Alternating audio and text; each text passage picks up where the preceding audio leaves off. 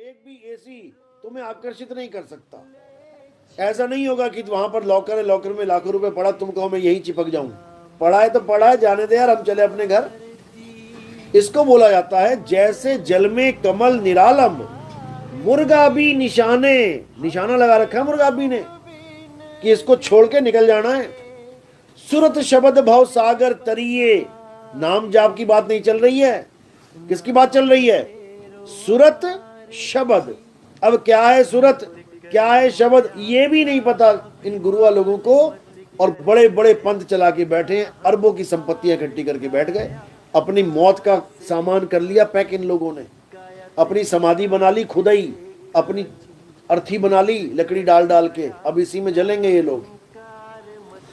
कह रहे हैं जैसे जल में कमल निरालम, मुर्गा भी निशाने, सुरत शब्द भव सागर तरिए, नानक नाम बखाने, रहे एकांत एक मन वसिया। ये है तरीका। यानी तुम किसी के भी साथ रहो, कहीं पर भी रहो, लेकिन तुम्हें एकांत रहना है। एकांत यानी एक ऐसा जिसका अंत ही ना हो, उसके साथ जुड़ जाना है। रहे एकांत एक मन वसिया, एक ही मन में बसा होना चाहिए। सारे काम करते रहो, दुनियादारी करते रहो, लेकिन मन में एक ही चीज बसी होनी चाहिए। रहे एकांत एक मन वसिया, आशा महा निरासु। यानी जीवन कैसे जीना है हमने? आशा महा निरासु। मैं दुकान खोल के बैठा हूं, अच्छी बात है, पैसा कमाने के लिए।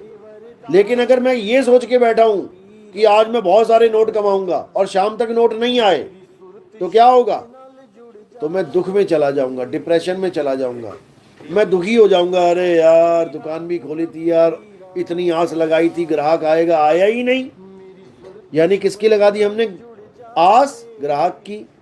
तो साहिब क्या कह रहे हैं? रहे एकांत एक मनवसिया, आशा मह निरासु। यानी आस में निराशा धारण करके बैठो। इसका मतलब क्या होता है कि ठीक है तुम्हें आस है कि वो कोई आएगा, लेकिन निराश भी रहना साथ में कि नहीं आएगा तब भी ठीक है।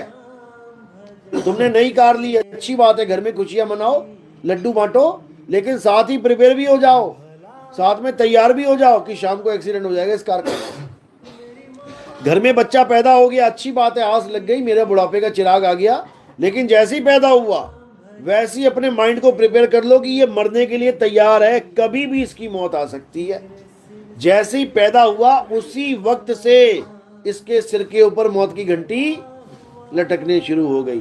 यानी आशा महा निरासु। इसका मतलब होता है तेरा भाणा मीठा लागे, इसको कहते हैं आशा महा निरासु। आ गया तो चंगा, नहीं आया तो और बढ़िया और अच्छा हो गया। तो इस अवस्था में रहना है, उसके बाद तुम्हें कोई हरा नहीं सकता दुनिया में। जिसका लक्ष्य जीत हो ही ना, जिसका लक्ष्य जीतना है ही नहीं, उसको कौन हराएगा? जिसका लक्ष्य खुश रहना है ही नहीं, उसको कौन रुलाएगा? उसका कोई कुछ नहीं बिगाड़ सकता। तो इसी को बोला है रहे एकांत एक मनवसिया, आशा महा निरासु, अगम अगोचर दीख दिखावे, नानक ताकर दासु। अगम अगोचर, अगम यानी जहां तक किसी की गम ही ना हो। अपने सत्य स्वरूप को भी अगम कहते हैं, इसी को अविगत भी कहते हैं। अविगत से चला आया, यानी अपने स्वरूप से आया हूं मैं निकल के। कौन निकला स्वरूप में से? ये सूरत निकली स्वरूप में से। अब कहां समाई ये? जो मुक्ति होए स्वरूप में ही समाये जाके वापस। इसका स्वरूप क्या है? इसका स्वरूप शब्द है। हम हैं शब्द, शब्द हम माही, हमसे भिन्न और कछु नाही, शब्द ना बिन से देही, और कहें कबीर हम शब्द सनेही।